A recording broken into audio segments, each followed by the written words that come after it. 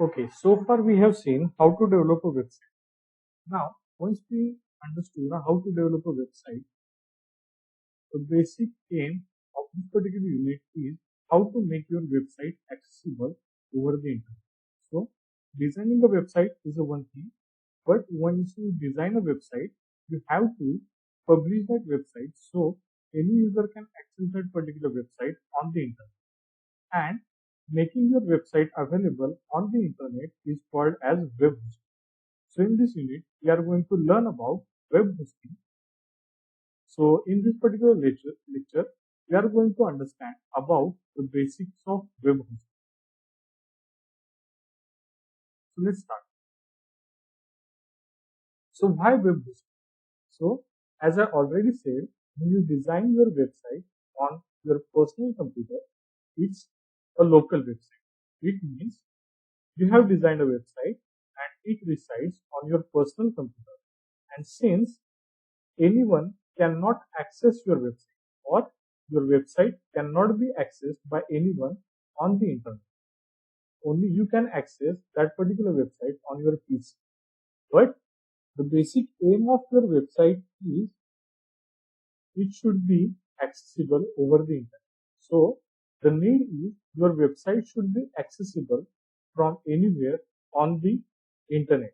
So from the any corner of the world, any user can access your website. So this is basically the need of web hosting. So moving your website from your personal computer to some other computer in such a way that your website can be accessible all over the world. So what is a web hosting or what is hosting? So as I said, web hosting consists of buying yourself a space on other computer to store your website file.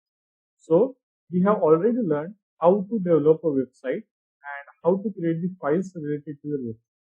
Now you have to buy a space in such a way that rather than storing these website files on your computer, to store these files on other computer which is globally accessible.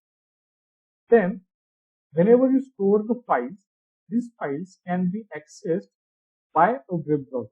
So currently you know the web browser. You are using various web browsers such as Google Chrome, Firefox, etc. So when you host your websites, they can be accessed by web browser, and then from anywhere in the world your website can be accessed via the web browser. It is said your website is live on the internet. So such a globally accessible computer, when you buy that particular computer to host your website, is called as the server. So typically in a technical language, we call that particular server which hosts your website as a web server. So web server is nothing but it's a computer which hosts your website and which is globally accessible. So let's understand the details about the web server. So as I said here, web server is basically a computer, but unlike your computer, it is never turned off. So web server runs 24/7 so that your website files can be always accessed without any interruption of service. So whenever you are hosting your websites on your PC, you can turn off the PC, and whenever you turn off the PC, you cannot access the files. Unlike that, whenever you host your files on web server, the server runs 24/7.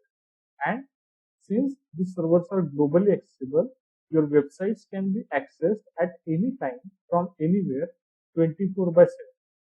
So the time for which the server runs is basically called as the uptime. So whenever the server goes off, it is called as the downtime, but the time for which the server runs is called as uptime. So most of the hosting providers, when you will visit, you are going to see that they guarantee 99.99% of uptime. So always remember, no vendor will guarantee you the 100% of uptime. Typically, they gives the 100% of uptime, but they will not guarantee that they will provide the 100% of uptime.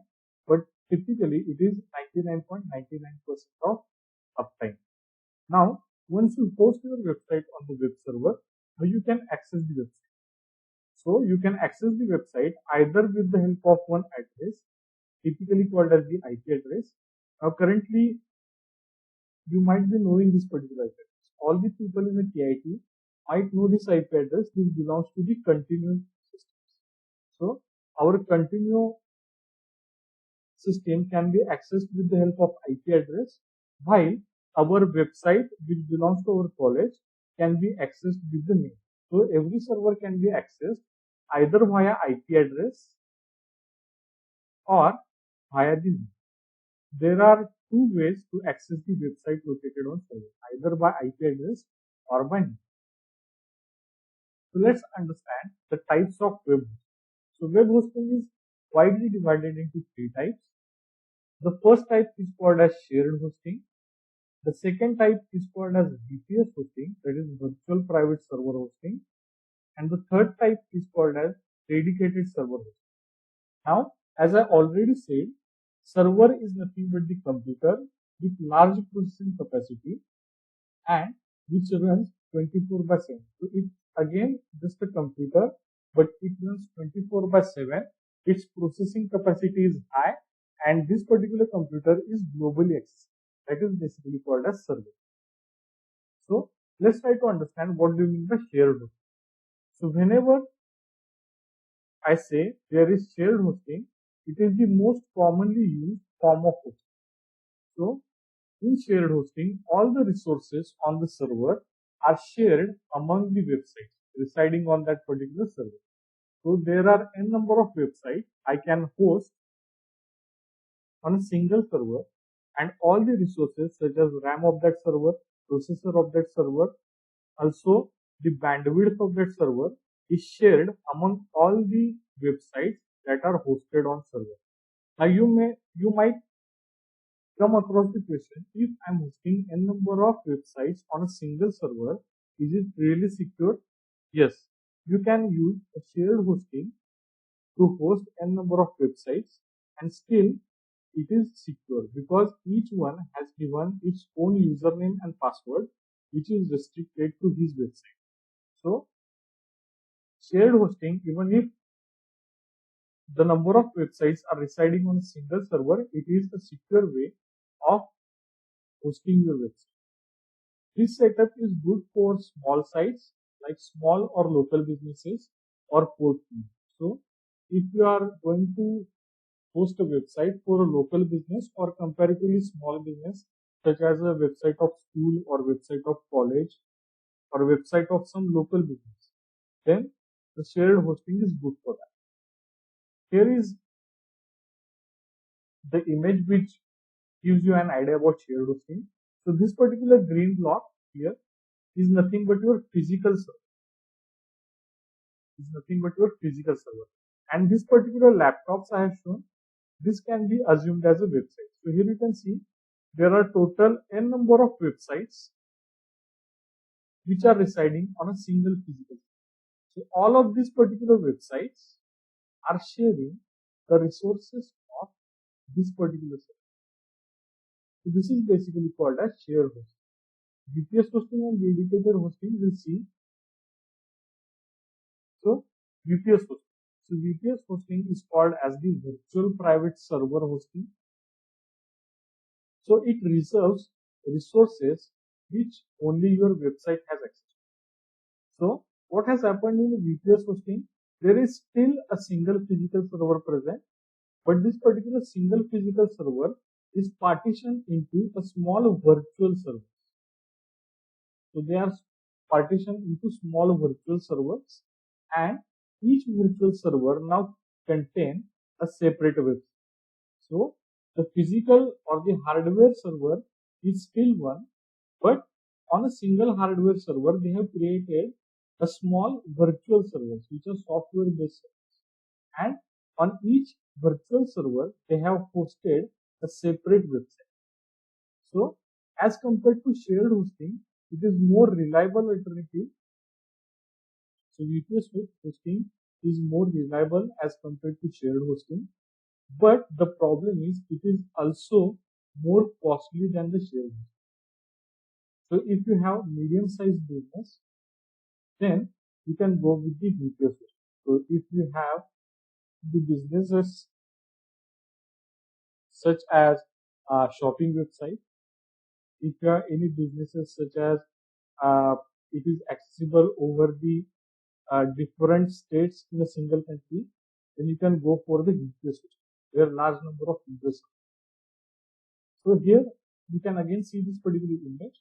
So in the shared hosting, there is a single physical server, and on the single physical server, the websites are sharing all the resources of single physical server. Now here also we have a single physical server, but as you can see on a single physical server, there are three virtual servers. So this is 1, this is 2, and this is 3. So there are three virtual servers. Now for each virtual server, I am hosting a dedicated website, as you can see. So this is website 1, which is hosted on virtual server 1. This is website 2, which is hosted on virtual server 2. And this is website 3, which is hosted on virtual server 2. So a single physical server is partitioned into n number of virtual servers, and each virtual server contains a dedicated website. Then the next form of hosting is typically called as dedicated hosting. So in dedicated hosting, we reserve the entire machine to your website. Now when I say entire machine, it's actually a physical server. It's actually a physical server. So entire server hardware is entirely dedicated to your single website. So dedicated hosting is the most expensive type of hosting among all the types. So we have seen three types of hosting, that is VPS hosting, shared hosting, and dedicated hosting. Among all these three types, the most expensive type is dedicated because they are reserving a single physical server for your website. Again, since they are reserving a single physical server for your website, it is called as the most secure, most reliable, and the fastest performance. So dedicated hosting is the best type of hosting, as well as it is the most costly solution to host your website. So when to use the dedicated hosting? So when you have larger businesses, you might be knowing the shopping websites such as Amazon.com, Flipkart.com, or you might be knowing the websites such as YouTube or the Google. Since these businesses are accessed across the worldwide, they require the highest security, highest reliability, and the fastest performance. So such kind of hosting prefers the dedicated hosting. So for a small or the local businesses, go with the shared hosting. For medium-sized businesses, which is limited to a specific region and comparatively large number of website users, go for the VPS hosting. And if you have a really larger business which is accessed across the worldwide by lots of people at a time, and then you are actually require security, reliability, and the fast performance, go with the dedicated. So these are the three types of hosting for a website we have. Again, you can see this particular image. So we have the physical server shared among the websites in case of shared hosting. Then we have a single physical server which is divided into three different virtual machines, and each virtual machine contains a separate website. But if you see the dedicated hosting, a single physical server can only contain the one website. We can say this particular physical server is entirely dedicated for this particular website. So it ensures there will be the higher amount of security, higher amount of performance, and higher amount of reliability. Then when you will go to the hosting, there will be two choices. Typically, the server might be running the Windows operating system, or it might be running the Linux operating system. Typically, with the help of Windows operating system, it costs higher, while the Linux operating system, the cost of hosting is comparatively low. But being the low cost, I can say that it is the most secure, way of hosting. So don't get confused about even if the Linux is providing the low cost, how it can be most secure. So just believe me, Linux is the most secure hosting and it must be preferred for your website hosting. If you have your budget high, then you can go for a Windows hosting. But believe me, the Linux hosting is the best hosting and the most secure hosting that you can choose at the lower price as compared to the Windows. So that's it in this particular lecture.